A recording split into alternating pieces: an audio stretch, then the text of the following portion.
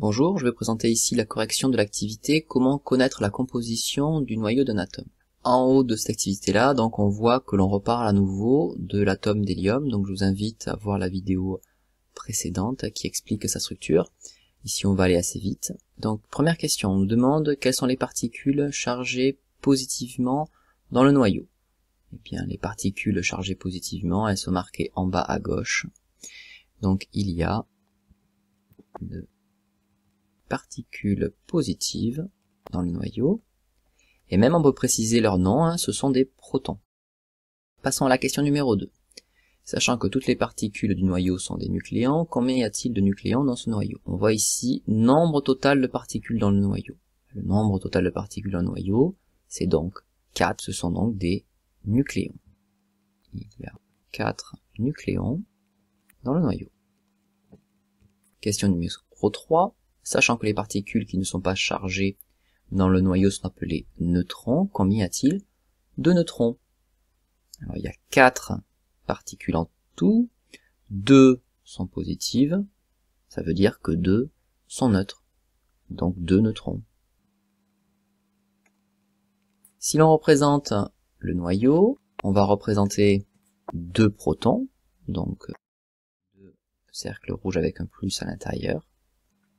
Et on dessine aussi des neutrons. Des neutrons, il y en a 2 aussi. 1, 2. J'ai bien dessiné un noyau d'atomes avec 4 particules en tout, dont 2 sont positives. Passons à la question 5. Dans cette partie-là, il fallait schématiser le noyau de tous les éléments ci-dessous. En fait, ici, j'ai pas schématisé les noyaux, mais j'ai schématisé les atomes directement. Si on voulait schématiser seulement le noyau, il aurait fallu faire que le schéma au milieu. Pour l'hydrogène, dans son noyau, il y a une particule, et cette particule est positive. Donc, une particule positive. Ici, pour le bord, il y a 11 particules en tout dans le noyau. Donc ici, si vous comptez un noyau, il est à l'intérieur, il est ici, il y a 11 cercles. Mais 5 seulement sont positives. 1, 2, 3, 4, 5. Le lithium maintenant, il y a 7 particules dans le noyau. Donc elles sont dans le noyau, elles sont ici. Et seulement 3 sont positives. 1, 2, 3. Le carbone, il y a 12 particules en tout. 1, 2, 3, 4, 5, 6. Plus les 6 positives, ça fait bien 12. Bon, là, c'était donc dessiner des atomes à partir du symbole. Maintenant, on va pas les dessiner, on va simplement les compter.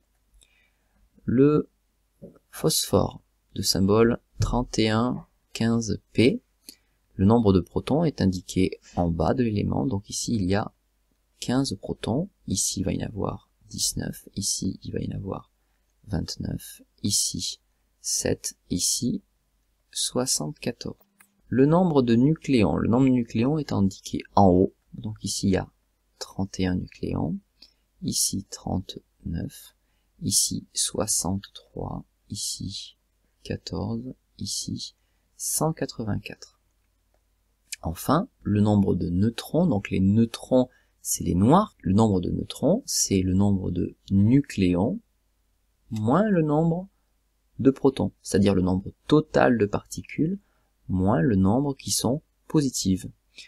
Donc ici on fait 31 moins 15, ça fait 16. Ici on fait 39 moins 19, ça fait 20.